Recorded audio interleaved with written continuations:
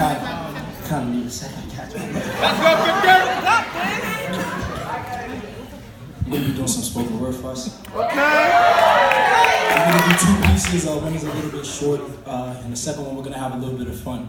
So in the spoken word world, when somebody says something you really like, let me hear some oohs. Ooh. Let me hear some ahs. Ah. Get some snaps. Fire.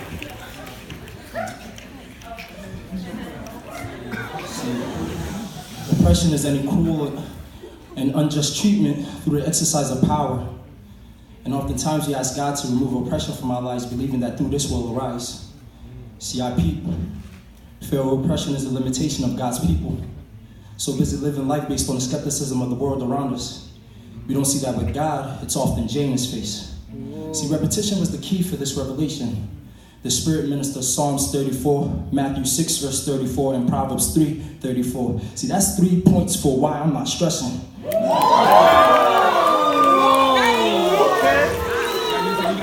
ask God to remove oppression as if he's not using it for our glory. Go ahead and ask Joseph about how he was delivered and exalted after the cruel and unjust treatment from his own blood. Or maybe David should tell us about his best Usain Bolt's impression when Saul sought to kill him for reasons unknown. Or maybe my big homie Jesus, who despite his magnitude of greatness, was born in a manger. See, I guess we think our lives are like soap operas for God to watch. Or maybe we're just so busy hearing the world say oppression, we can't hear God say, oh, press on.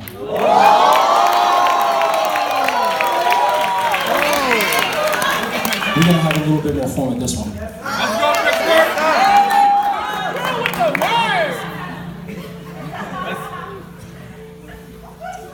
This one is called Child of Greatness, or Children of Greatness, because we're all children of greatness, we're all children of God. Amen.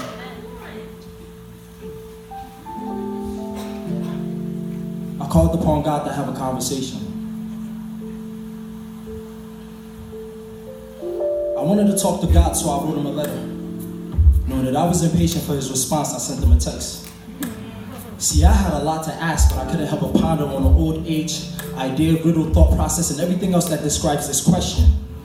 What is man that God is mindful of us?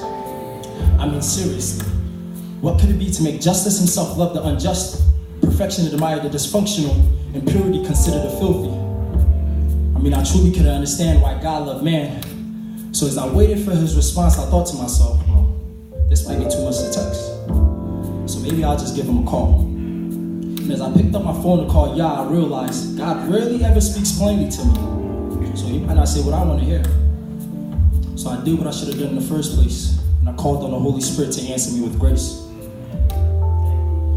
What is man that God is mindful of us? I called upon God to have a conversation. Instead, he filled me with an obligation. So back to this letter, this text, this conversation, you know what I mean, back to this conversation. And as my spirit started to speak to my conscience, it became clearly cognizant that to be mindful is to be aware of something of importance. And not to mention, for God so loved the world, and love, I quote, is loyal, unselfish, benevolent concern for the good of another. And get this, as the dictionary continues, as the fatherly love of God for mankind. So it seems as if my spirit wanted me to pay close attention to the words mindful, concern, and love, so I mindfully concerned myself with God's love for man.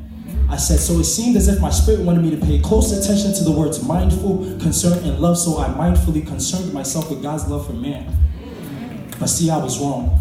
I had it all wrong. I would later learn that mankind belonged to the God of love who was concerned about our mindfulness. I said, I would later learn that mankind belonged to the God of love who is concerned about our mindfulness. Let's have a little fun. What is man that God is mindful of us? Called upon God to have a conversation. Instead, he filled me with an obligation. Change my situation, rule the nation. What is man that God is mindful of us? Called upon God to have a conversation. Instead, he filled me with an obligation. Change my situation, rule the nation. See, in order to teach me, he told me a story about conception and how it creates an eternal connection, declaring there was a father named God and he had a son named mankind. And as the father sees his son for the first time, all he could see were his features, his righteousness, his strength, his peace, his smile, even though the baby had no teeth. But then as the child grew, he began stepping out the father's likeness. I mean, he was his father's pride and joy, but he began walking around in pride and confusing destruction for joy. And now I know of a boy named Man, and his father God wanted nothing more than to love and protect him. His fatherly duty was protection. He was so concerned about his reflection, he gave him the best of selection and kept him from rejection. I said, I know of a boy named Man, and his father God wanted nothing more than to love and protect him. His fatherly duty was protection, and he was so concerned about his reflection that he gave him the best of selection and kept him from rejection. So let me ask you this. The sun only gives birth to light, right? So if we were made in his image, wouldn't it be to his delight for us to fight the plight trying to drain us of our might? What is man that God is mindful of us? Called upon God to have conversation. Instead, he filled me with an obligation, changed my situation, rule a nation. So I thought to myself, I've yet to procreate a child.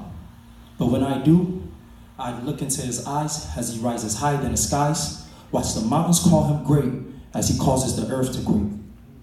And that's to the glory of man. How much more to the glory of God? What is man that God is mindful of us? See, I called upon God to have a conversation, but instead he filled me with an obligation to change my situations and rule the nations, because that old age question is my liberation. Child of